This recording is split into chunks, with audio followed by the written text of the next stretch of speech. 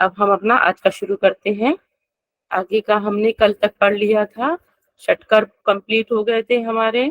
प्राणायाम अब हम आगे पढ़ना है। प्राणायाम हमने कल देख लिए थे, कुंभक के सब नाम देख लिए थे। उम्मीद है सबको याद हो गए होंगे। ये देखिए सबको ये तो याद था, सूर्य भेदन, उज्जाई, शीतकारी शीतली, भस्त्रिका भ्रामरी, मूर्छा प्लावनी, ये हमने सब कल देख लिया था। इनका निमोनिक के साथ देख लिया था। फिर यहाँ बंधों का क्रम था, वो भी देख लिया। बंद का क्रम याद है? एक बार कोई भी माइक ऑन करके बता दें ताकि सबको रिकॉल हो जाए। JMU जालंधर बंद और उद्यान बंद। अब आगे हम आज शुरू करने वाले हैं अपने प्राणायाम से। सबसे पहले हमारा प्राणायाम है सूर्य भेदी। अब सूर्य भेदी में क्या बताया गया है? आसने सुखदे योगी बद्धवा चवासना आसनम तथा दक्षिणाड़िया समाकृष्य बहिस्थम पवनम शनैः। क्या हुआ? मतलब आसने सुख दे योगी, कि अपना आसन पर सुखपूर्वक बैठ जाएं। बद्धवा चैवासना तथा सुखपूर्वक आसन पर बैठकर किसी भी आसन में बैठ जाए, ऐसा कोई स्पेशल पर्टिकुलर आसन नहीं बताया है। दक्षिणाड़िया समाकृष्य, अब दक्षिणाड़िया मतलब दाहिने नाक से, समाकृष्य बहिस्थम पवनम शनैः, अब दाहिने नाक से वायु का पूरक करेंगे, धीरे धीरे पूरक करना है। और कब तक करना है? अब उसके बाद क्या है आगे? आ के साथ अनाखाग्र निरोधावधि कुंभयेत तथा सने सव्य नाड़िया रेचियेत पवनम सने। आकेशाद अनखाग्र। अब इसका मीनिंग क्या हुआ? इन्होंने बताया आकेशाद मतलब केसों के अग्रभाग और नख के, पैर के नाखून तक बताया इन्होंने कि तब तक हमें इसका कुंभक करना है। पहले यहाँ बताया था कि पहले हमें दाहिने नाक से पूरक करना था और पूरक के बाद फिर कुंभक करना है। और कुंभक कब तक करना है? जब तक कि केशों के अग्रभाग और पैर के नाखून तक पसीना ना आ जाए। मतलब एक तरह से ये कह सकते हैं कि अपनी शक्ति के अनुसार, कहते हैं ना, तो इतनी आपने शक्ति कर दी, लगा दी उसमें कि आपको पसीना आने लगा। तो इसके लिए इन्होंने एक वर्ड यूज किया है, आकेशाद अनखाग्र। तो यहाँ तक कि केसों के अग्रभाग से और पैर के नाखून से पसीना आने लग जाए, इतना देर तक हमें इसको वायु को निरोध करना है। और फिर उसके बाद हमें आगे तब तक मतलब हमें वायु का निरोध करना है। अब इन्होंने यहाँ लिख भी दिया है कि अपनी शक्ति के अनुसार। यहाँ ये नहीं है कि बिल्कुल पसीना आना चाहिए। किसी को हो सकता है 10 मिनट करने में ही हो जाए, किसी को और ज्यादा कैपेसिटी हो रोकने की, तो अपनी अपनी शक्ति के अनुसार उसको होल्ड करेंगे। फिर क्या है कि बाई नासिका से धीरे धीरे रेचक कर देना है। ठीक, सूर्य भेदी प्राणायाम सब जानते ही हैं कि सूर्य नाड़ी से, यानी कि सीधा राइट साइड से, राइट नॉस्ट्रल से करेंगे। राइट हमारा क्या है? सूर्य भेदी नाड़ी। तो सूर्य भेदी नाड़ी से सूर्य नाड़ी से हमें पूरक करना है और पूरक करके फिर कुंभक करना है। और कब तक कुंभक करना है? जब तक कि केश के अग्रभाग से और पैरों के नाखून से तक पसीना ना आने जाए। मतलब बहुत पूरी अपनी शक्ति जितना हम रोक सकते हैं उतनी देर तक हमें रोकना है और वायु का इतनी देर तक हमें निरोध करना है। निरोध मतलब वही कि कुंभक करना है। और फिर बाई नासिका से धीरे धीरे रेचक कर देंगे। ये देखिए पिक्चर से और थोड़ा क्लियर हो जाएगा। ये राइट नॉस्ट्रल से पूरक कर रहे हैं। फिर बीच में स्टेप 2 में बताया है, स्टेप 1 में हमने पूरक किया, स्टेप 2 में कुंभक किया यथासंभव। ठीक है, वहां पे जो वर्ड लिखा है केशाग्र वाला, वो चीज वो थोड़ा भी आप लोग नोट भी कर लेंगे। हो सकता है कभी क्वेश्चन ऐसे बन जाए उससे कि इस तरह का वर्णन किस प्राणायाम के अंदर बताया गया है। तो फिर यहाँ पे स्टेप 2 में हमें होल्ड करना है और फिर लेफ्ट नॉस्ट्रल से रेचक कर देना है। केवल इतना ही है कि राइट से पूरक, फिर होल्ड, कुंभक किया और लेफ्ट से रेचक कर दिया। ये हमारा सूर्य भेदी प्राणायाम है। अब इसके लाभ में आते हैं। सूर्य भेदी के लाभ क्या है?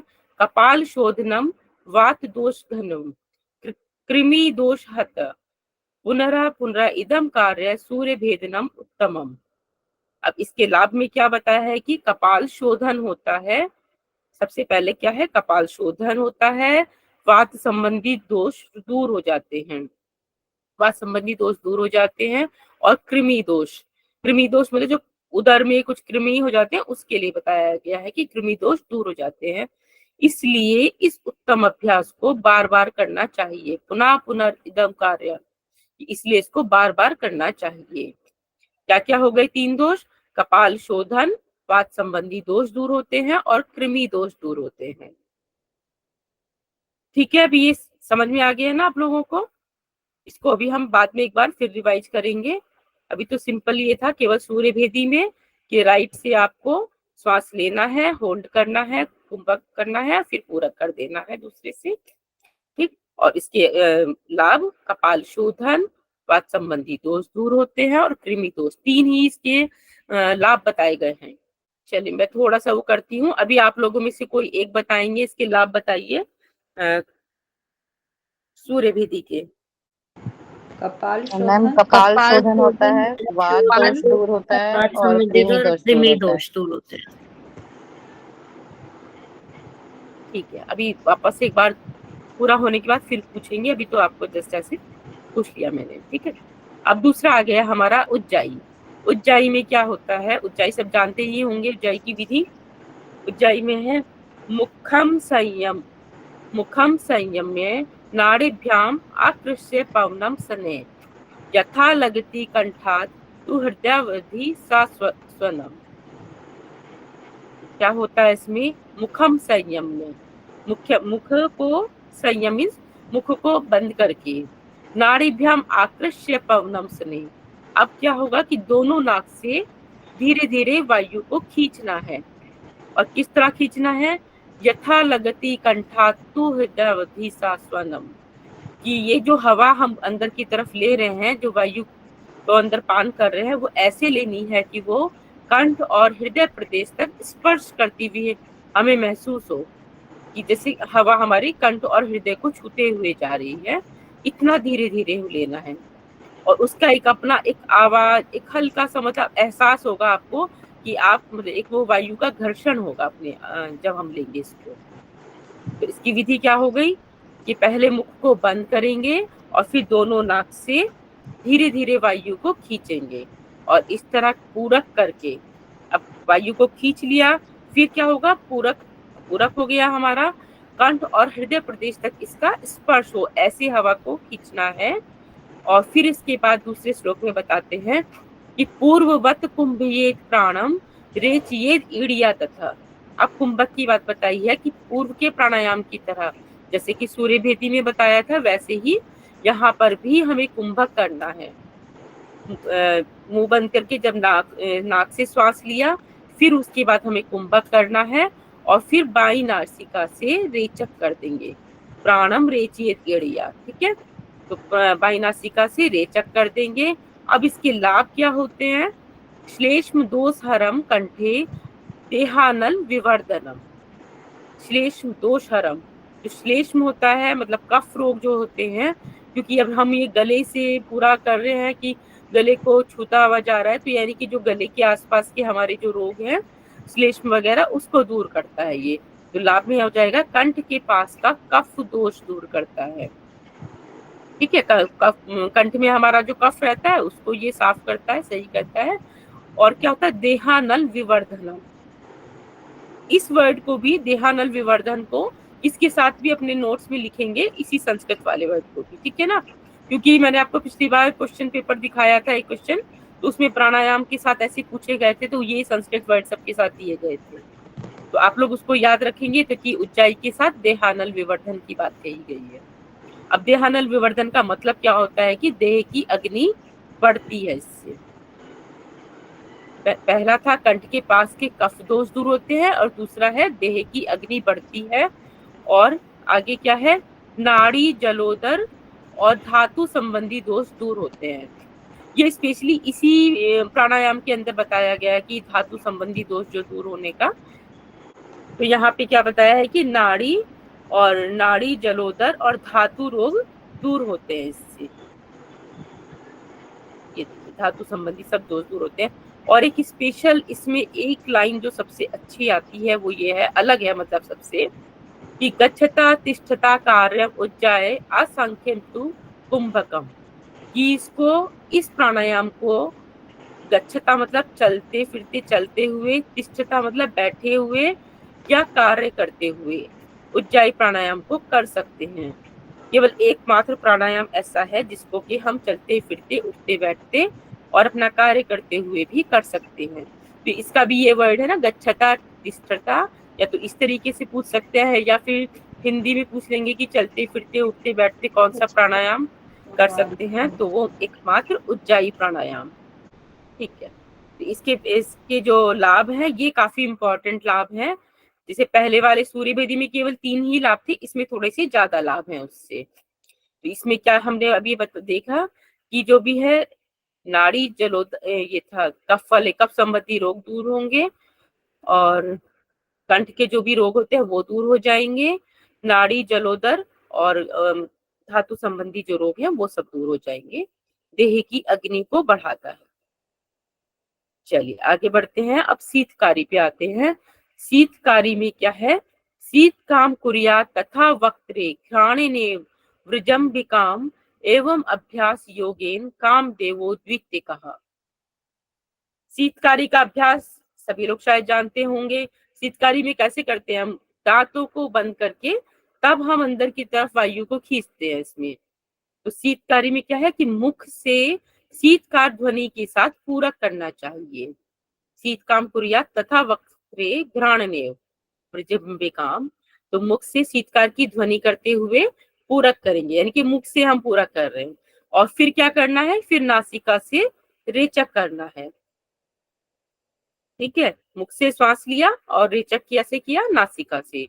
इसमें श्लोक में बताया कि कुंभक नहीं बताया गया है, लेकिन इसे इसके अंदर ही समाहित समझेंगे, क्योंकि हर किसी में जहां भी आप ये तो समझ सकते हैं कि जब हम पूरा कर रहे हैं तो कुछ देर तो उसको होल्ड करेंगे। अब होल्ड हो रहा है तो मतलब कुंभक हो रहा है। ज्यादातर में सब में कुंभक की बात है, इसलिए स्पेशली इसमें इस श्लोक के अंदर मेंशन तो नहीं किया गया है, मगर फिर भी इसका मतलब हम यही समझेंगे कि कुंभक हमें करना है। ठीक है, और अब इसके आगे फलों पे आ जाते हैं। फल क्या है इसके, शीतकारी प्राणायाम के अभ्यास से योगी दूसरे कामदेव के समान हो जाता है। देखिए शीतकारी में क्या है, शीतकारी में थोड़ी शीतलता आने लगती है शरीर में। तो उससे क्या बताया, दूसरे कामदेव, कामदेव एक तो हम जानते ही होंगे एक कामदेव को, जिनको एक सुंदरता से या उससे जोड़ा जाता है कि भाई वो एक ऐसे देवता थे। तो इसमें अगर मनुष्य भी ये करता है तो वो भी दूसरे कामदेव के समान हो जाता है शीतकारी प्राणायाम के करने से। और इसके आगे इसके सबसे ज्यादा फल इसके बारे में बताए गए हैं शीतकारी के। और क्या है, योगिनी चक्र समान्या सृष्टि संहार कारकः न क्षुधा न तृषा निद्रा नैवालस्य आलस्यम प्रजायते। क्या होता है कि योगिनी चक्र सामान्य, कि वह योगी समूह में सम्मानित होता है। अब सोचिए कि इतना वो हो गया, वो कामदेव के समान हो गया, तो वो योगिनियों के समूह में भी सम्मानित होता है, मतलब उसको लोग ज्यादा पूजनीय मानते हैं, इस तरीके से इसको समझे। और क्या करता है, सृष्टि संहार कारक, और सृष्टि और संहार करने में सक्षम हो जाता है। अब सृष्टि संहार की बात क्या है कि सृष्टि की उसके बारे में नहीं बताया जा रहा कि सृष्टि को समाप्त कर देगा, पर ये कह सकते कि उसने अपनी सृष्टि का, अपनी जो भी चीजें हैं उनका संहार कर दिया। उसने अपने आप को इतना वो कर दिया, शक्तिशाली कहो या अपने आप में इतना ज्यादा, उसने अपनी खराब चीजों को खत्म करके एक अच्छा, जैसे कहते हैं ना आपकी एक अच्छी पर्सनैलिटी हो गई, तो उसके साथ उसने उस सृष्टि और संहार करने की, मतलब खुद को उसने बहुत बदलाव करके उतने में वो सक्षम हो जाता है ये करते करते, कि वो तब वो कामदेव के समान बनता है। तो ये शब्द यहाँ उसकी उस चीज के बारे में बताया गया है, ना कि ये कोई प्रकृति या सृष्टि के बारे में कहा जा रहा है।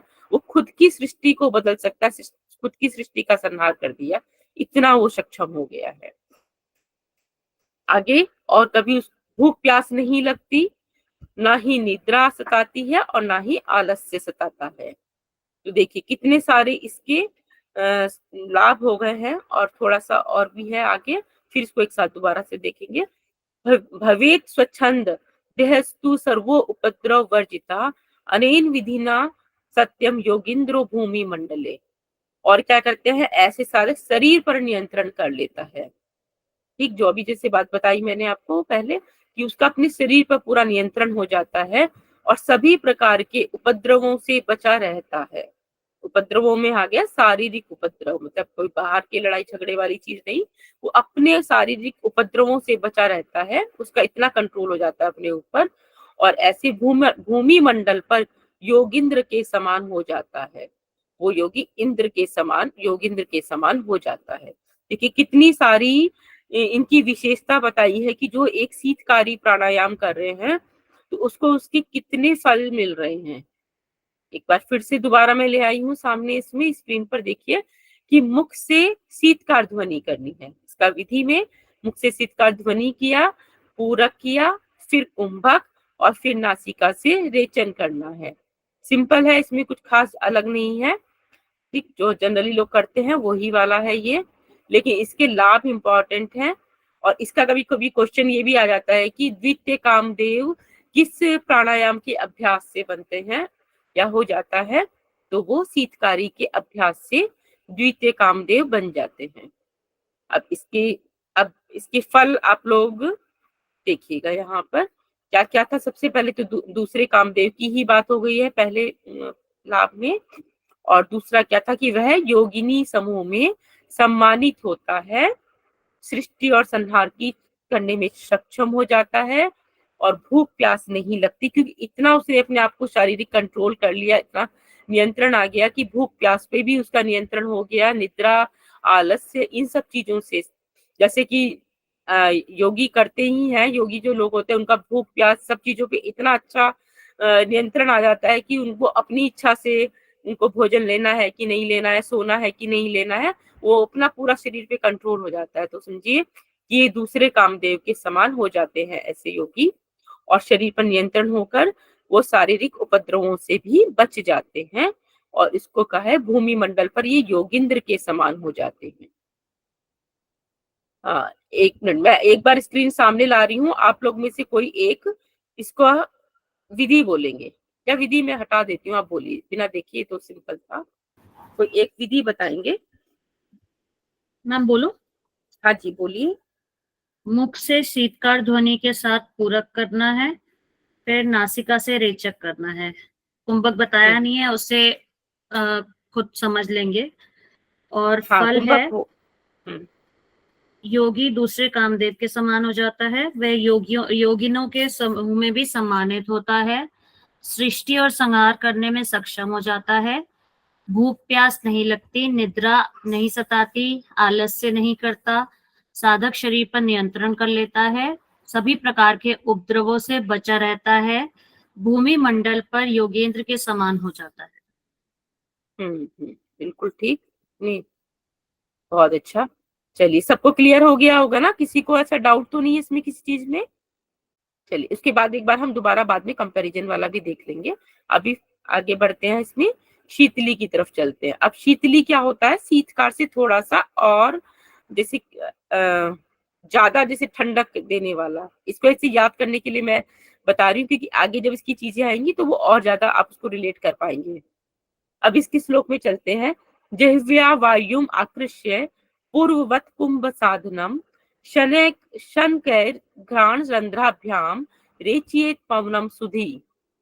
अब इसमें क्या करना होता है, जिह्व्या वायुम आकृष्य, इसमें हमें जीभ से, जीवा से वायु को अंदर खींचते हैं।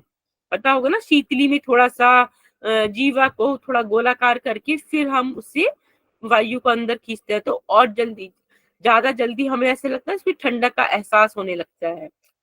तो इससे क्या होता है कि फिर पहले की तरह ही कुंभक करने का अभ्यास करना है। पहले जीवा से वायु अंदर खींची, फिर कुंभक किया, और फिर बुद्धिमान साधक इसको फिर नाक से रेचक कर देंगे। सिंपल है, शीतकारी में था हमें मुंह से श्वास लेने के लिए कहा था, और शीतली में क्या है, जीवा से वायु को अंदर खींचेंगे, फिर कुंभक, और फिर उसके बाद रेचक करेंगे। इसमें केवल इतना सा डिफरेंस है। अब शीतली के लाभ पर चलते हैं। अब जो मैंने बताया ना ठंडक की जो मैंने बात बोली आपको, वो किस तरह से इसमें फायदा करता है, तो देखिए, गुल्म प्लीहा आदि कान रोगान ज्वरम पित्तम क्षुदाम तृषाम विषाणी शीतली नाम कुंभे के निहंत ही। अब क्या है इसमें, गुल्म। गुल्म पता ही होगा आपको कि गुल्म होता है वही गैस का गोला।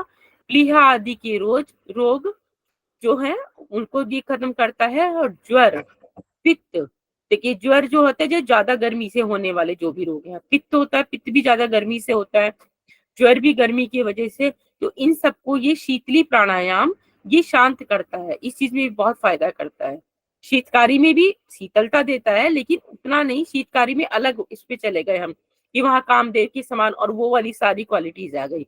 यहाँ शीतली में क्या है कि ये हमारी वैसे ये वाले इन वाले रोगों पे ये काम करता है कि ज्वर, पित्त और क्षुधा मतलब भूख, और प्यास, तृषा मतलब भूख प्यास को कंट्रोल करता है। और विषाणी शीतली नाम कुंभिक के निहंती ही, और जो विष के प्रभाव को भी नष्ट कर देता है। मतलब ये भी इतना शक्तिशाली प्राणायाम है कि इससे जो हमारे इस तरह के रोग हैं, जो गर्मी से रिलेटेड रोग हैं, वो सब शांत हो जाते हैं। जैसे कि आजकल गर्मियों का समय है, सभी जानते होंगे कि इस तरह के प्राणायाम करने से हम अपने शरीर की गर्मी को भी शांत कर सकते हैं। तो इसको इस तरीके से याद रखिए कि इसके लाभ में कि शीतली है तो शीतली में ज्यादा ठंडक दे रहा है, और ज्यादा ठंडक होने से जितने भी हमारे गर्मी से रिलेटेड जितने भी रोग हैं वो सब ठीक हो जाएंगे। ठीक, तो इसमें था गुल्म, प्लीहा आदि रोग। अब इसके आपको ये याद रखने पड़ेंगे कि गुल्म है, प्लीहा आदि रोग है, ज्वर, पित्त और भूख प्यास संबंधी, भूख प्यास को भी कंट्रोल जो होता है, जो उसके रोग हैं उनको दूर करता है, और विष के प्रभाव को भी नष्ट कर देता है। ठीक है, यहाँ तक क्लियर हो गया सबको? गुल्म, गुल्म हाँ, का मतलब? गुल्म का मतलब होता है गैस का गोला। ये मैंने पहले भी बताया है आप लोगों को, जैसे पेट में गैस का गोला बनता है उसको गुल्म बोलते हैं। प्लीहा का भी मैंने लास्ट टाइम एक्सप्लेन किया था, हो सकता है याद होगा आप लोगों को। ठीक है, तो ये सब चीजें हमारी शीतली प्राणायाम के अभ्यास से ये सभी रोग दूर हो जाते हैं, ज्वर, मैम पित्त एक और बार भूख बता प्यास। दीजिए ना प्लीहा की। कौन सा प्लीहा वाला? प्लीहा, अच्छा प्लीहा का मैं दोबारा बता देती हूँ। प्लीहा मैंने बताया था, प्लीहा को बोलते हैं तिल्ली भी बोलते हैं, या स्प्लीन, हिंदी इंग्लिश में स्प्लीन बोलते हैं। स्प्लीन का काम क्या होता है हमारी बॉडी में, जो आरबीसी सेल्स होती हैं, रेड ब्लड सेल्स होती हैं, उनको ये फिल्टर फिल्टर करता है। रेड ब्लड आरबीसी जो है उनका अपना एक लाइफ स्पैन होता है 120 डेज का। तो वो क्या होती हैं 120 डेज में डेड होती रहती हैं। तो वो जो डेड होती हैं वो डेड सेल्स कहाँ जाएंगी? तो प्लीहा का काम होता है उनको फिल्टर करके आगे वो भेजता रहता है, मतलब कि क्लियर एक तरह से ब्लड को, जो गंदा खून है उसको हटाता रहता है, जो डेड ब्लड सेल्स हैं, और जो नई सेल्स हैं उनको पैदा करता रहता है। दूसरा उसमें एक और बताया था कि जो एक डब्ल्यूबीसी होती है, व्हाइट ब्लड सेल्स, उनका काम होता है वो इम्यूनिटी बढ़ाती है हमारे शरीर में। तो दोनों ही काम हमारे ब्लड रिलेटेड हो गए एक तरीके से।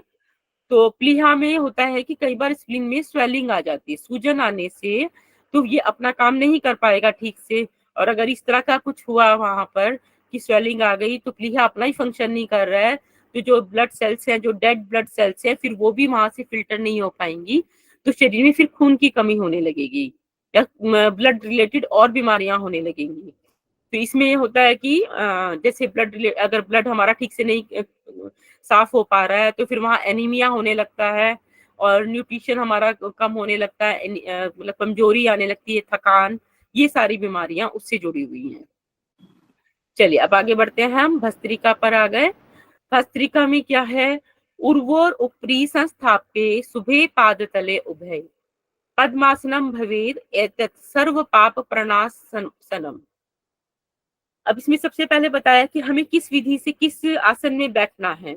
उर्वोर ऊपरी संस्थाप्ये शुभे पाद तले उभे, कि उर्व के ऊपर, जंघा के ऊपर एक पैर को रखना है और दूसरे पे रखना है। मीन्स ये पद्मासन वाली, यहाँ लिख भी दिया इन्होंने कि पद्मासन भवेद, यानी कि हमें दोनों एड़ी को दोनों जंघाओं पर अच्छी तरह स्थापित करें, मतलब पद्मासन करें। इससे क्या होगा, यह सभी पापों को नष्ट करने वाला है।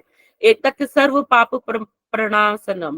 देखिए इसके साथ ये संस्कृत वर्ड, इसको भी नोट करेंगे अपने पास।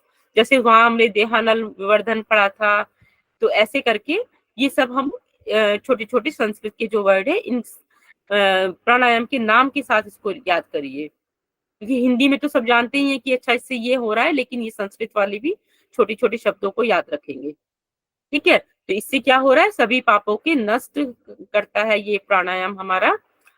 और क्या करना है इसमें हमें आगे, सम्यक पद्मासनम बद्ध्वा समग्रीवो उद्रा सुधी मुखम संयम्य यत्नेन प्राणम घ्राणेन रेचिए। अब क्या किया हमने, भली प्रकार पद्मासन लगाकर, सम्यक मतलब भली प्रकार पद्मासन लगाकर क्या करना है, समग्रीवो उद्रा सुधी, कि सुधी साधक को गर्दन और पेट को सीधा रखना है, सीधे होके एकदम बैठ जाएंगे। और मुखम संयम यत्नेन प्राणम घ्राणेन रेचिएत, और अब मुख बंद करके यत्न पूर्वक वायु का रेचक करेंगे। अभी तक हम पूरक पढ़ रहे थे सब में, लेकिन भस्त्रिका में क्या करना है, पहले रेचक करना है।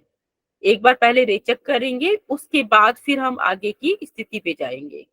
तो पहला स्टेप क्या था, पद्मासन किया, पद्मासन के बाद सीधे गर्दन और पेट को सीधा करके बैठ गए, और फिर मुख से पहले रेचक कर दिया।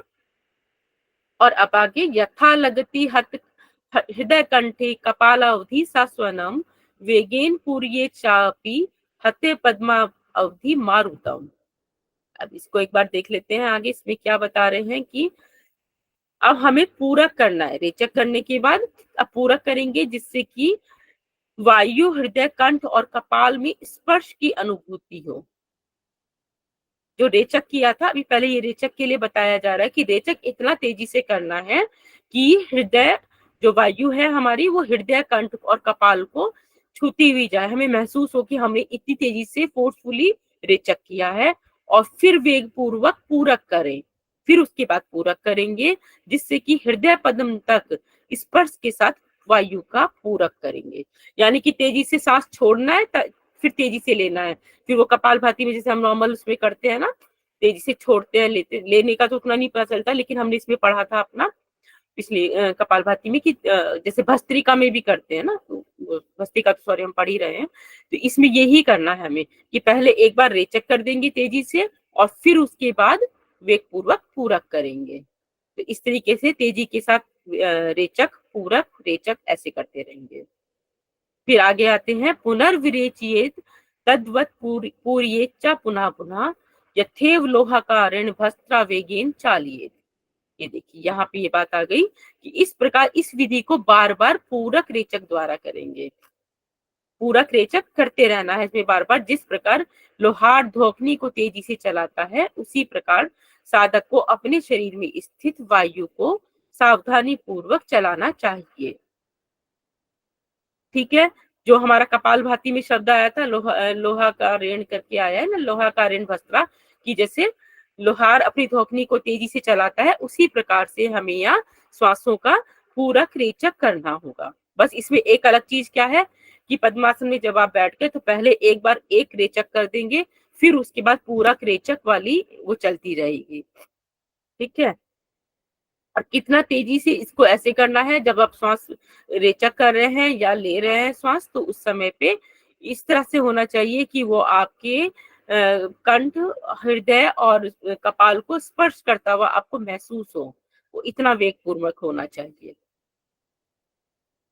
ठीक है, और फिर क्या है उसके बाद, इतना करते करते कब तक करना है भस्त्रिका का अभ्यास हमें, तथैव तथैव स्वशरीर स्थित चालियेत पवनम धिया यदा श्रमो भवेत देहे तदा सूर्येण पूर्येत।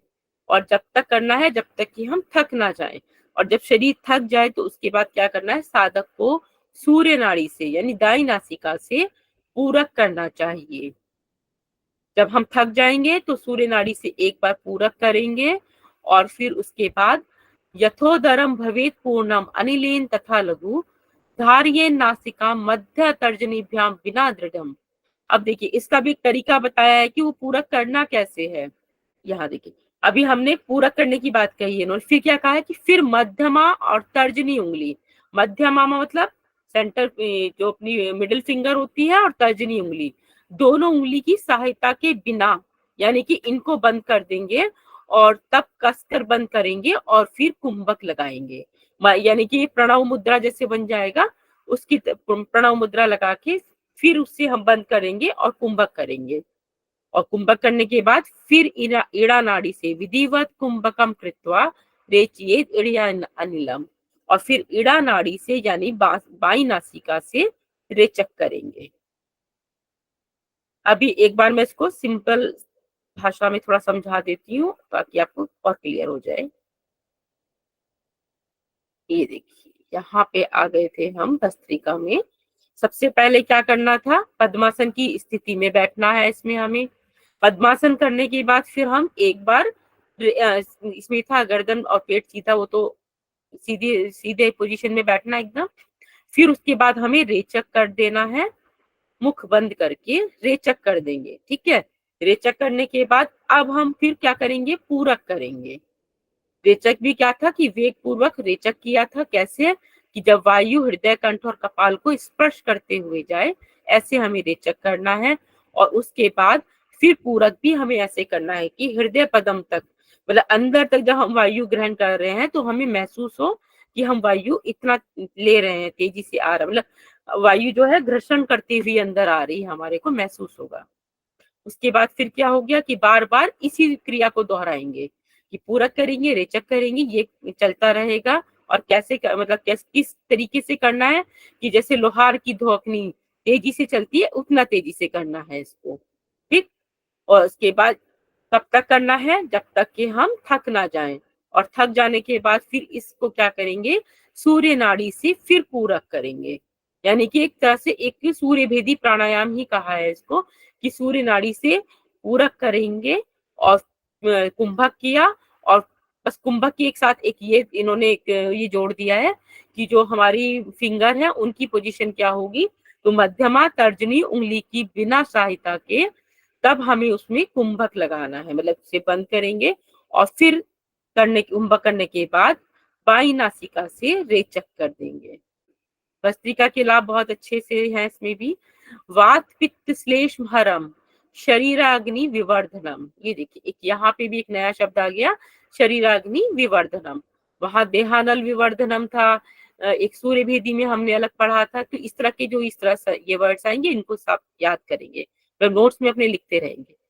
तो क्या कर रहा है ये, वात पित्त श्लेष हरम, तो इतनी तेजी से हम इसको कर रहे हैं तो ये हमारे तीनों उसको वात पित्त कफ तीनों ही रोगों को नष्ट करता है, वात पित्त कफ रिलेटेड, और शरीर की अग्नि को बढ़ाता है। भस्त्रिका प्राणायाम से वात पित्त कफ तीनों दोष दूर हो जाते हैं और शरीर की अग्नि बढ़ती है। ठीक है, शरीर की अग्नि बढ़ती है मतलब सम हो जाती है, सम अवस्था में आ जाती है। और क्या होता है इससे, कुंडली बोधकम क्षिप्रम पवनम सुखदम पितम ब्रह्म नाड़ी मुखे संस्त कफा आद्य अर्गन नासनम। और क्या हो गया इससे, कुंडली बोधनम, देखिए कितना इंपॉर्टेंट चीज जिसके लिए हम सारा ये कर रहे हैं। अब ये कुंडली का रास्ता खोलने में हमारी मदद करेगा। कैसे कि जो सुषुम्ना यानी ब्रह्म नाड़ी के मुख पर जो कफ जमा हुआ है, उन बाधाओं का ये नाश करता है। क्योंकि इतना तेजी से हम कर रहे हैं इसको कि शरीर में गर्मी पैदा हो जा रही है उसकी वजह से। तो जो वहां पे ब्रह्म नाड़ी के मुख पर जो मल जमा हुआ है उसको ये हटा देगा और हमारा सुषुम्ना का रास्ता खोल देगा। तो इसलिए ये बहुत इंपॉर्टेंट रोल है इस प्राणायाम का इसके अंदर, कि कुंडली को कुंडली जगाने में ये हमारी मदद करता है। और ठीक है, ब्रह्म नाड़ी के मुख पर जो कफ था उसको ये खत्म कर देता है। हितकारी सुखकारी वायु शीघ्रम कुंडलिनी जागरण करती है। ये देखिए यहाँ हमने पढ़ा था ना सुखदम हितम, तो ये सारी इसकी क्वालिटीज आ जाएंगी। सुषुम्ना के मुख पर जमे कफ और बाधाओं का नाश कर देता है, और हितकारी सुखकारी वायु शीघ्र कुंडलिनी जागरण करती है, जिसके लिए अभी तक हम इतना अभ्यास कर रहे थे। अल्टीमेटली ये सारा काम अब यहाँ इस प्राणायाम से होने लगता है। और क्या करते हैं इससे, सम्यक गात्र समुद्भूत ग्रंथित्रा विभेदकम, ये देखिए सम्यक गात्र समुद्भूत ग्रंथित्रय, ग्रंथित्रा मतलब तीनों ग्रंथियों का भेदन। तीनों ग्रंथियां कौन सी हैं हमारी, ब्रह्मा विष्णु और रुद्र ग्रंथि जो है, उन तीनों का भेदन हो जाता है इससे। विशेषणे कर्तव्यम भ्रष्टाख्यम कुंभकम तव इदम। इसलिए इसका अभ्यास विशेष रूप से करना चाहिए, क्योंकि कहीं ना कहीं ये वाला प्राणायाम सबसे ज्यादा इफेक्टिव होता है कुंडलिनी जागरण के लिए। इसी से क्या हो रहा, हमारी कुंडलिनी के मुख पर जो मल जमा है वो खत्म हो जाएगा, तो सुषुम्ना के लिए सुषुम्ना का रास्ता खुल जाएगा, और सुषुम्ना के रास्ते में जब खुल गया तो सुषुम्ना में प्राण प्रवाह होने लगेगा, और उसके बाद हमारी जो तीनों ग्रंथियां हैं उनका भी भेदन हो जाएगा। इसलिए इसका अभ्यास विशेष रूप से करना चाहिए। देखिए भस्त्रिका का अभ्यास विशेष रूप से बताया गया। अब भस्त्रिका के लाभ देख लेंगे एक साथ। क्या क्या हो रहे हैं, वात पित्त कफ तीनों दोष दूर होते हैं। देखिए भस्त्रिका में एक ही चीज आई है, सेम उधर हमने इसमें पढ़ा था, बस्ती में पढ़ा था कि वात पित्त कफ रिलेटेड जितने भी दोष थे वो दूर हो रहे थे, और यहाँ पर भस्त्रिका प्राणायाम से हो रहे हैं चीज। तो ऐसे भी क्वेश्चन बन जाते हैं ना, कई बार दो ऑप्शन दे देंगे कि किस किस से वात पित्त कफ दोष दूर होते हैं, तो हाँ ये भस्त्रिका भी दे देंगे, उधर बस्ती दे देंगे, या एक दो ऑप्शन और दे देंगे, तो उसमें ये दोनों तो होते ही हैं, भस्त्रिका और बस्ती दोनों से होता है।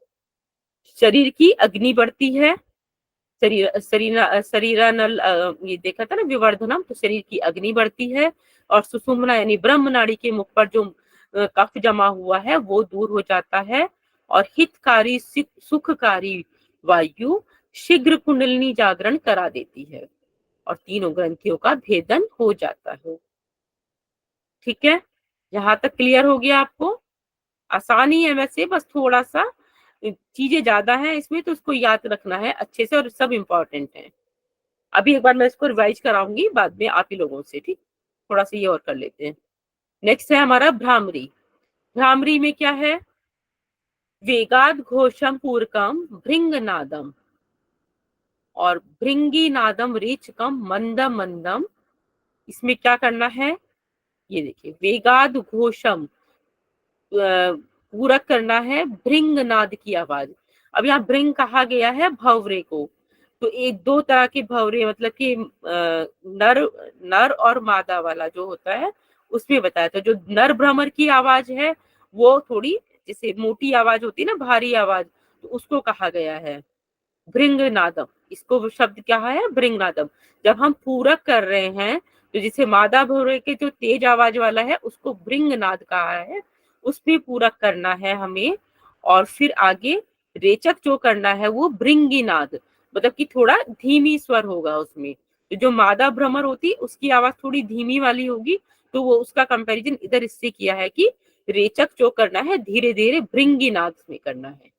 योगिंद्राणियम एवं अभ्यास योगाज चित्ते जाता काचित आनंद लीला। अब इससे होगा क्या, ये देखिए एक बार इसको देख लेते हैं पहले, कि वेग से नर भंवरे की तरह आवाज करते हुए पूरक करेंगे, और फिर मादा भंवरे की तरह धीरे धीरे रेचक करेंगे। और उसके बाद उससे होता क्या है, उत्तम साधकों के चित्त में अपूर्व आनंद की लीला होती है। अब देखिए भ्रामरी जब हम करते हैं, सभी लोग करते भी होंगे भ्रामरी, तो भ्रामरी से क्या होता है, एक अलग सा एक होता है ना कि बहुत ही धीमे धीमे करते करते मतलब एक शांत होने लगता है मन, एक आनंद की प्राप्ति होती है। तो इसमें सिंपल बस इतना ही कहा है कि केवल हमें मादा भंवरे की तरह पूरक करना है, वो सॉरी नर भंवरे की तरह पूरक करना है, और मादा भंवरे की तरह रेचक करना है, धीरे धीरे रेचक करना है। तो इससे हमारे चित्त में आनंद की प्राप्ति होती है। क्लियर है, इसमें कुछ खास ज्यादा नहीं है, बस केवल इसका देखिए फल भी केवल एक ही है कि आनंद मिलता है, और वो सब हम सब करते हैं तो जानते होंगे कितना इसमें एक आनंद एक शांति मिलती है। इसमें केवल कुछ और ज्यादा है नहीं। इसमें क्वेश्चन अगर कभी बनता भी है तो इसमें यही पूछ सकते हैं कि पूरक की आवाज में मतलब क्या रहता है, किससे कंपेयर किया इसको, कि नर भ्रमर की आवाज में पूरक है और मादा की आवाज में रेचक है। इसका जो शब्द है भ्रमरनाद और ये भृंगनाद और भृंगीनाद, ये शब्दों को थोड़ा सा ध्यान दे सकते हैं, बाकी और कुछ खास नहीं है इसके अंदर। अब आ गए हम मूर्छा। लास्ट वालों में थोड़ा कम ही है, ज्यादा कुछ खास नहीं है। मूर्छा में क्या है, पूर्व कांते गाढ़त्रम बद्धवा जालंधरम स्नेह। रेचियेन मूर्छा खेय मनोमूर्छा सुख प्रदा। पूरकांते, देखिए पूरकांते मतलब पूरक करने के बाद अंत में क्या करना है, बद्धवा जालंधरम शनि, पूरक करा उसके बाद दृढ़ता पूर्वक जालंधर बंद लगाना है। और फिर क्या करना है, रेचेन मूर्छा खेयम मनोमूर्छा सुखप्रदा। अब जो हमें रेचन करेंगे, रेचक करेंगे, तो हम क्या करेंगे, जालंधर बंद लगाकर ही धीरे धीरे रेचक करना है। जनरली तो क्या करते हैं, हम जब रेचक कर रहे होते तो बंद बंद कुछ नहीं होता, तब हम डायरेक्ट रेचक करते हैं। लेकिन इस प्राणायाम की विशेषता यही है कि इसमें केवल ये बताया है कि यहाँ जालंधर बंद लगे लगे ही बहुत धीरे धीरे, मतलब कि आपको बंद लगाया तो इसलिए बहुत धीरे ही रेचक कर पाएंगे, तो तब हमें रेचक करना है। और जो वो इतना धीमा रेचक होगा कि एक होता है ना, एक मूर्छा वाली स्थिति हो जाएगी, एकदम शांत, एकदम कामनेस हो जाएगी इसमें, तो इतनी होगा कि इतना एक मूर्छा वाली स्थिति आ जाएगी, तो इसीलिए इसका नाम मनोमूर्छा है। ठीक, इसमें ये नहीं कि शरीर आपका कोई मूर्छित होगा, लेकिन इसमें जो मानसिक तौर पर हमारे वो मूर्छा होने लगी, एकदम मन शांत हो जाएगा, तो इसी को मनोमूर्छा कहा गया है। और फिर क्या होगा, जब मनोमूर्छा, जब आपके मन की शांति की बात होगी तो वो हमें सुख प्रदान करेगी। जैसे पहले हमने किया था कि वो आनंद प्रदान कर रही थी, इसमें है सुख प्रदान कर रही है। तो इसमें क्या, बस विधि केवल इतना कि पूरक करेंगे, पूरक करके दृढ़ता से जालंधर बंद लगाना है, और जालंधर बंद लगे लगे ही धीरे धीरे रेचक करना है। इसकी एक ये लाइनें याद रखेंगे कि मूर्छा प्राणायाम में जालंधर बंद लगाकर ही धीरे धीरे रेचक करना है। ठीक है, इसी और ये करने से हमारा मूर्छा, ये ही हमारी मनोमूर्छा ले आता है, मतलब कि मन हमारा मूर्छित अवस्था में जाने लगता है, एकदम शांत हो जाता है, इसीलिए इसको मूर्छा प्राणायाम कहा गया है, और ये सुख देने वाला होगा। आगे बढ़ते हैं, आगे प्लावनी, लास्ट वाला आ गया हमारा 8वां प्राणायाम, प्लावनी। प्लावनी में क्या होता है, प्लावनी का मतलब समझते होंगे, कोई एक माइक खोल के बताए प्लावनी का मतलब क्या होता है, समझते हैं क्या इसको? तैरना। कमल पत्र के समान तैरना। हाँ, कमल पत्र के समान। अब कोई चीज तैरती कैसे है, अगर कुछ भी होगा, जैसे एक हम देखा होगा ट्यूब वगैरह उस पानी में पड़ा है, या कोई वो पड़ा है कि मतलब बलून है या कुछ है जिसमें हवा भरी होगी, मतलब वही चीज ऊपर तैरेगी, है ना। तो वही चीज यहाँ पे हो रही है। इसमें हमें क्या करना होता है, अंता प्रवृत्ति उदार, प्रवृत्तितो उदार, मारुत मारुत पुरी तो उदर, पयस्य अगाध अपि सुखात प्लवते पदम पत्रवत। क्या कर रहे हैं इसमें हम, अंतः प्रवृत्ति तो उदार, मारुतो पूरी तो उदार। अब यहाँ पे उदर को हम पूरी तरह से वायु से भरेंगे, मतलब हवा इतनी भर लेंगे कि शरीर आपका इतना हल्का हो जाएगा, तो फिर वहां हम पानी में तैरने लगते हैं आराम से। तो वही उसी को बताया गया है। तो देखो, शब्द का मतलब पता होगा तो बड़ा आसानी से समझ आ जाएगा कि उदर को पूरी तरह से वायु से भर लेंगे, और ऐसा योग साधक अथाह जल में भी कमल पत्र के समान सरलता से तैरता है। सिंपली इसमें कुछ नहीं करना है, बस हमको उदर में वायु को भरना है। और उदर में वायु भरेंगे तो ऐसा जैसे कि, मतलब कि हम ऐसे अपने आप को हल्का महसूस करेंगे जैसे कि जल के अंदर कमल पत्र जो है वो तैरता रहता है, ऐसी साधक की स्थिति हो जाएगी इसमें। क्लियर है इसमें? अभी तो ये सबका कंपैरिजन आ जाएगा इधर एक बार। इसमें कुछ बहुत ज्यादा खास नहीं है, सिंपल बस यही है, उदर को वायु से भरेंगे, पयस्य अगाधे अपि सुखात पल्वते पदम पत्रवत। ये मतलब कहते हैं जैसे कि हम दिन दुनिया में रहते हुए भी हम सबसे अलग हो गए, या एक वो किया जाता कि पानी में भी ऐसे रहो जैसे कि कमल के समान, कि आप उसमें तैरे, उस कुछ कुछ इसको उस तरीके से बताने की कोशिश करी गई है। ये नहीं कि इसको हम पानी में जाके ही करेंगे, बस यहाँ पे यह है कि पानी उदर में हम इतनी वायु भरनी है कि उसका जो हमारा एहसास होगा वो कमल पत्र जैसे तैरता है ऐसा होगा। अब देखिए यहाँ पर 8 कुंभकों की विधि और लाभ अब एक साथ आ गए हैं इधर। अब मैं ये कहूंगी कि आप लोग कोई एक माइक खोल के एक बार सूर्य भेदी की विधि और लाभ बोलेंगे। स्क्रीन पे मैंने रखा है सामने, ताकि आपको याद भी हो जाएगा। देखते हुए बोले, बाकी लोग माइक ऑफ रख के फिर बोलते रहेंगे।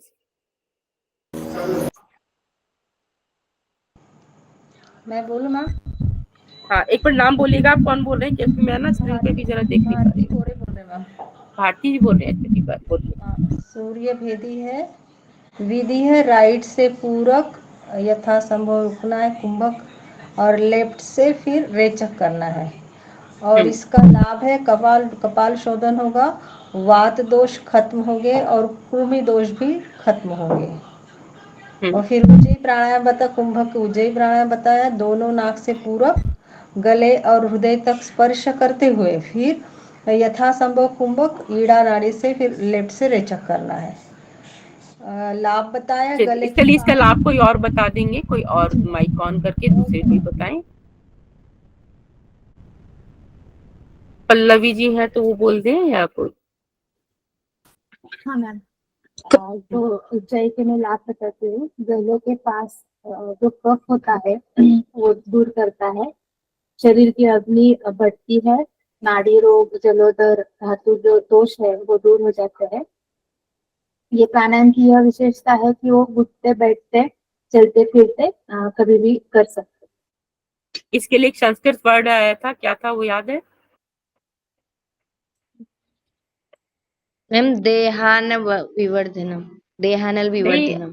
मैं उठते बैठते के लिए पूछ रही हूँ। तिष्ठता, बैठते किसी में तिष्ठता और कार्यम, गच्छतम तिष्ठतम। गच्छतम तिष्ठता कार्यम। हाँ, गच्छतम तिष्ठतम उसका था। और इसके साथ शब्द आया, जो संस्कृत वाला आप बोल रहे हैं वो था देहानल विवर्धनम, देह की अग्नि को बढ़ाता है वो था ना। चलिए, अभी शीतकारी का कोई और बोलेंगे? सन्नी, अच्छा बोल दीजिए, आप ही बोल दीजिए। शीतकार ध्वनि के साथ मुख से पूरक फिर नासिका से रेचक कर देंगे। कुंभक अपने आप मान लेना चाहिए। इसका लाभ है दूसरा कामदेव बन जाता है। योगिनी समूह में प्रशंसनीय सृष्टि संहार की क्षमता, भूख प्यास निद्रा आलस्य दूर, शरीर पर पूरा नियंत्रण, शरीर में कोई उपद्रव नहीं होता, भूमंडल पर सुविख्या योगी हो जाता है। अब देखिए, आपने देख के तो स्क्रीन से पढ़ दिया है, लेकिन इसको अब याद आपको कैसे करना है? या तो आप इनको कुछ भी रिलेट करके, वैसे तो मैंने कोशिश करी है कि आप उनको समझ के अच्छे से याद कर पाए, तो केवल हमें बस ये केवल जस्ट रीडिंग ही नहीं करना है, इनको थोड़ा याद रखना है अच्छे से कि किस प्राणायाम के अंदर क्या विधि में क्या स्पेशल कुछ बताया है, या फिर उनके लाभ में कुछ बताया गया है। ठीक है ना?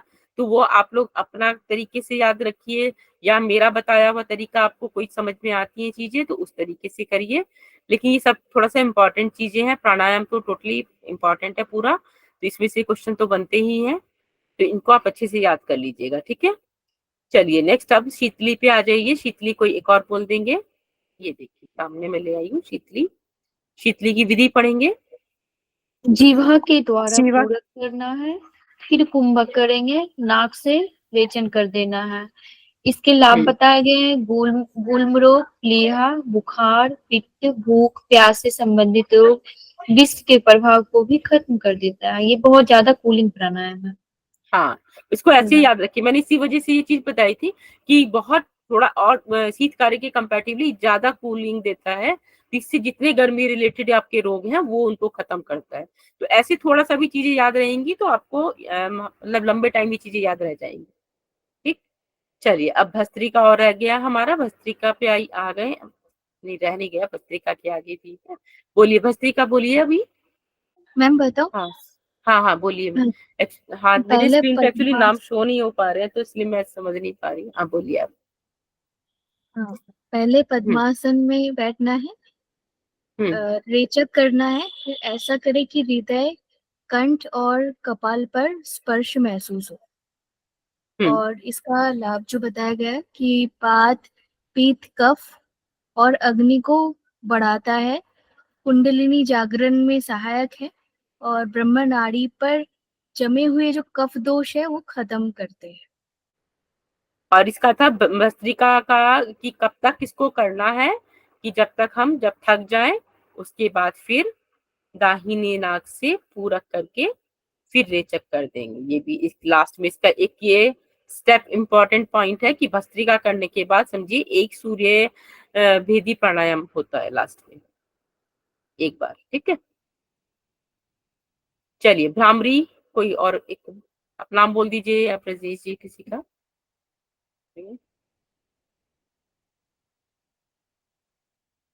ज्योति बोरा जी। जी सर। भ्रामरी का है पूरक नर भ्रमर की आवाज के साथ करना है, रेचक मादा भ्रमर की आवाज के साथ करना है, और इसका जो लाभ है वो चित्त में आनंद की प्राप्ति देती। बहुत अच्छा, ठीक है। ये तो मैम इसमें पूरक वेग से करना है और रेचक धीरे धीरे करना है, ऐसा है? नहीं नहीं, वेग वाली बात तो ऐसे नहीं कही गई, एक आवाज की थोड़ा सा एक तेज आवाज में करना है, और क्योंकि हमारा हाँ एक हल्की आवाज में, जब हम रेचक करेंगे तो वो थोड़ा धीमी आवाज में करेंगे, केवल ये कहा है, जहाँ वेग वाला वो बात नहीं है। ठीक है, आगे मूर्छा, मूर्छा प्राणायाम एक बोलेंगे, बाकी लोग भी ध्यान से ना देखते रहे, पढ़ते रहे। जी आप बोलिए, बताइए।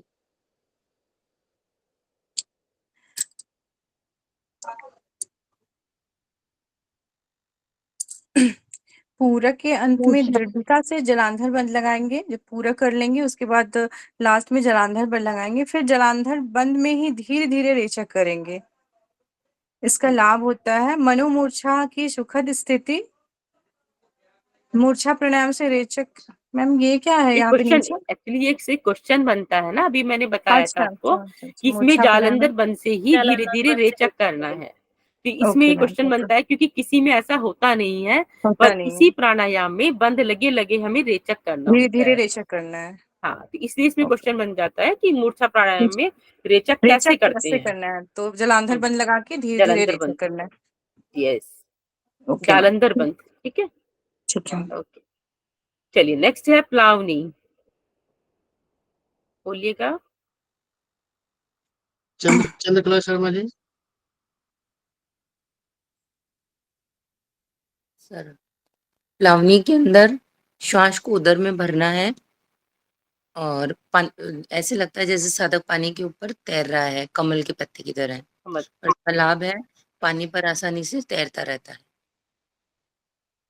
ठीक है, चलिए आप यहाँ पर हमने प्राणायाम एक प्रश्न मैं ये करना चाह रहा हूँ कि ये बताइए कि हमारे 8 कुंभक में किस कुंभक में कुंडली जागरण का बताया गया है?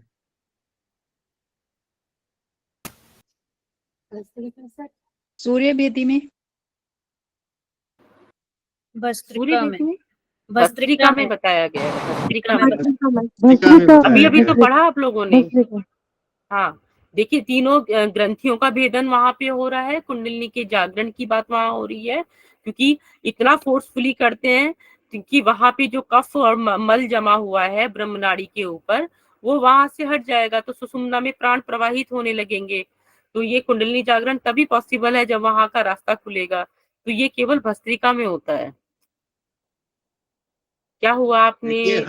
हठ योग का मुख्य उद्देश्य है कि हमारी ईड़ा पिंगला नाड़ी में जो प्राणवायु प्रवाहित हो रही है उसमें समान रूप से प्रवाहित करके फिर सुषुम्ना नाड़ी में उसको प्रवाहित करते हैं, जो दोनों में समान रूप से होती है, तो वो वहीं से खुलती है जब वहां पर ब्रह्म नाड़ी का मुंह कफ मल आदि से ग्रसित रहता है, बंद रहता है। तो भस्त्रिका से क्या नल बढ़ रहा है, देहाग्नि बढ़ रही है, तो उसको जलाएगा, खत्म करेगा, तो उसका मुंह खुलेगा। तो वहां से फिर सुषुम्ना जो नाड़ी है, जो हमारी कुंडली है, जो कितने कुंडली मार करके अधोमुख बैठी रहती है, 2.5 कुंडली मार करके नीचे साढ़े तीन फेरे मार के, हाँ 3.5 फेरे मार के अधोमुखी बैठी रहती है, तो वो जागृत होकर के फिर ईड़ा नाड़ी सुषुम्ना नाड़ी से चलती है और सीधे तीनों वेदों को करते हुए सीधे शिव से जाके मिलन होता है। तो हमारे हठ योग का मेन अंतिम उद्देश्य भी यही होता है। तो इस चीज को, ये सब बहुत मेन चीजें, इनको ध्यान रखिए इसमें कहाँ, क्योंकि हमारा हठ योग का मेन है कुंडली जागरण। अब कुंडली जागरण किस उसमें हो रहा है? कुंभक में हो रहा है, इसको ध्यान में रखिए। और इसमें एक लोहा कौन सा है, वो लोहा करने वाला है, भस्त्रिका वाला में ही ये भी। भस्त्रा वाला। हाँ, इसमें भी इस तरीके का ये शब्द डाल करके प्रश्न पूछे जाएंगे। तो संस्कृत के शब्दों पर भी आप लोग ध्यान दें, क्योंकि कुछ संस्कृत के शब्द डाल करके और ये आपसे पूछा जा सकता है कि ये कौन से, इसको पूरा कर दीजिए। तो आपको ऑप्शन में दिया रहेगा पूरा करने की, लेकिन आपको लोहा कर्णम कहाँ है, कैसे है, किससे लिया गया है, ये थोड़ा सा आपको अपने ध्यान में रखना पड़ेगा। तो जो श्लोक पढ़ रही हैं मैडम, उनको भी ध्यान से पढ़िए, क्योंकि वो बहुत जरूरी है। उससे आपको याद भी रहेगा अच्छे से। ठीक है, धन्यवाद। हाँ, तो श्लोक पढ़ने का मकसद यही होता है, और तोड़ तोड़ के जो मैं बताती हूँ कि कम से कम आपको उनके शब्दों के मतलब पता होंगे, तो फिर वो आसानी से आप समझ पाएंगे कि किस चीज के बारे में बात करी जा रही है। दूसरा, जब आप नोट्स बनाएंगे ना अपने, से तो नहीं कि आप सब लिखेंगे, लेकिन जैसे अभी एक प्राणायाम भस्त्रिका ही लिखना है आपको, तो भस्त्रिका के साथ मेन मेन पॉइंट्स जो हैं, और जैसे जो उसका संस्कृत के शब्द जो हम अभी बताए, जैसे मेरी बात बीच में आते आते, तो वो सब चीज आप नोट डाउन करो। ज्यादा ये नहीं कि आप पूरा लंबी कहानियां लिखनी है उसमें हमें, क्योंकि ये सब तो पीडीएफ भी मिलेगा, ये आपके पास ये सब वीडियो से आप देख ही लेंगे, लेकिन मेन है आपके पास वो पॉइंट टू पॉइंट आप वो चीजें लिख लें। तो फिर उसको एक चीज बोलते आपको वो रिलेट करेंगे, अच्छा इसके साथ ये चीजें बताई गई हैं, तो इस तरीके से आप करिए तो आसानी से हो जाए। ठीक है, एक बार में चीज याद नहीं होती, थोड़ा टाइम लगता है, बार बार रिवीजन करेंगे तो हो जाएगा। ठीक, चलिए थोड़ा सा और रह गया, बस इसको आज हम खत्म करते हैं। प्राणायाम त्रिधा प्रोक्तो रीच पूर्क कुंभके सहित केवल चेति कुंभको विधो मता यावत केवल सिद्धि स्यात् सहितम तावत अभ्यसे। अब देखिए यहाँ पे क्या बता रहे हैं, प्राणायाम त्रिधा, त्रिधा मतलब प्राणायाम के 3 अंग बताए हैं। क्या क्या? प्रोक्तो रेचक, पूरक और कुंभके। क्या 3 अंग हैं? रेचक, पूरक और कुंभक। ये हम शुरू से पढ़ते ही आ रहे हैं, समझ जान ही रहे हैं इस बात को। अब इसमें आगे पहले मैं एक चीज दिखाती हूँ, फिर आपको और क्लियर हो जाएगा। यहाँ पर ये देखिए प्राणायाम है, प्राणायाम के 3 अंग हैं, पूरक, कुंभक और रेचक। तो पूरक तो पता है कि अंदर को सांस लेना, वो पूरक है। रेचक मतलब छोड़ना। अब आते हैं कुंभक, जहां हम होल्ड करते हैं। अब कुंभक में भी क्या है, सहित और केवली। कुंभक के 2 पार्ट हो गए, सहित और केवली। अब इसको यहाँ समझते हैं आगे हम आके इधर। ये देखिए यहाँ तक आपने देख लिया, 3 अंग है, रेचक, पूरक, कुंभक। अब इसके बाद यह, अब ये 3 अंगों वाला प्राणायाम भी 2 तरह का होता है। अब यहाँ मैंने दिखाया आपको कैसे, सहित और कुंभक। सहित कुंभक बोलते हैं और दूसरा केवल कुंभक। अब इसमें फर्क क्या है, ये देखिए। जब तक केवल कुंभक की सिद्धि ना हो जाए, तब तक सहित कुंभक का अभ्यास करते रहना चाहिए। अब सहित कुंभक पहले हम जान लेते हैं, सहित कुंभक है क्या। ये देखिए, सहित कुंभक है जब रेचक पूरक के साथ जब तक कुंभक होता है, उसी सहित कुंभक कहते हैं। यानी कि जब हम रेचक भी कर रहे हैं, पूरक कर रहे हैं और बीच में कुंभक हो रहा है, तो वो हमारा सहित है। यानी जितने अभी हमने पढ़े ये सब हमारे सहित की कैटेगरी में आएंगे। और केवल कुंभक कब होता है कि जब बिना रेचक और पूरक के वायु को कहीं भी रोक देना, यह केवली कुंभक है। उसमें हमें ये जरूरी नहीं कि अभी हमें पहले श्वास लेंगे तब हम कुंभक करेंगे, बल अभ्यासी इतना इसमें अभ्यास कर लेते हैं कि उनको कोई रेचक पूरक की जरूरत ही नहीं है, जहां चाहे वहां श्वास रोक लिया। ठीक है, तो ये केवली कुंभक होता है। जैसे इसको मैं एक छोटे से एग्जांपल के साथ ऐसे वजह से बताती हूँ कि मान लिया आपको कोई एक स्पीच देनी है कहीं पे या कुछ बताना है, तो आप उसके लिए क्या करेंगे, पहले से एक प्रिपरेशन करेंगे कि ऐसे ऐसे हमें करना है, तब आप उसको कर रहे हो। मतलब जैसे एग्जाम्पल के लिए शायद आपको इस बात से समझ आ पाए, तो इसके लिए आप तैयारी कर रहे हैं कि पहले लिख रहे हैं उस चीज को, फिर याद कर रहे हैं या समझ रहे हैं, फिर आप उसको कर रहे हैं। दूसरी में कहा केवल कुंभक में, मतलब केवल से इससे रिलेट करें तो, कि आपको किसी ने कहा कहीं आप गए, आपको ऑन द स्पॉट बोलना पड़ा, आपने वहां कोई तैयारी नहीं करी। लेकिन मैं ये नहीं कहूंगी तैयारी नहीं, तैयारी मीन्स इतनी तैयारी वो पहले हो चुकी थी कि आप एक्सपर्ट हो गए हो, आपको जरूरत ही नहीं है, आपको मौका, आपको बोला गया, आपने तुरंत वहां पे वो चीज बोल दी, जस्ट ये समझने के लिए कि आप उसको डिफरेंस को समझ पाए। तो यहाँ पे यही है कि सहित में जितने हम अभ्यास कर रहे हैं, अभी हम लोग सब शुरू की स्थिति में होते हैं तो हम ध्यान देते हैं कि पूरक करना है, अच्छा अब कुंभक करना है, फिर रेचक करना है, हम उस पे चलते जाते हैं। लेकिन जो हमारे ये योगाभ्यासी, जो हमारे इतने बड़े बड़े योगी जो हैं, वो लोग इतना अभ्यास करके इतना अभ्यस्त हो चुके हैं कि उनको ये चीज सोचना ही नहीं पड़ता, वो चाहे कुंभक कहीं पे भी कर सकते हैं। जैसे कहते हैं, एक होता है ना बाह्यांतर अभ्यंतर, चाहे तो बाहर सांस को रोक दें या अंदर रोक लें, उनको कोई रेचक पूरक की जरूरत नहीं है। तो आपको ये बात समझ में आई? ये मैंने सिर्फ डायरेक्ट हिंदी में आपको एकदम समझा दिया कि आप इस चीज को कनेक्ट कर पाए इसके साथ। अभी क्लियर हुआ आप लोगों को? Yes ma'am. ठीक है ना? एक बार मैं वापस दिखा देती हूँ बस आपको ये छोटा सा चीज, यहाँ तक देख लीजिए कि प्राणायाम के 3 अंग कहे हैं, रेचक, पूरक और कुंभक। और फिर रेचक, पूरक, कुंभक, इन तीनों अंग वाले प्राणायाम को भी 2 तरह का बताया है, सहित कुंभक और केवल कुंभक। अब इसमें क्या है, जब तक केवल कुंभक की सिद्धि ना हो जाए तब तक हमें सहित कुंभक का अभ्यास करते रहना चाहिए।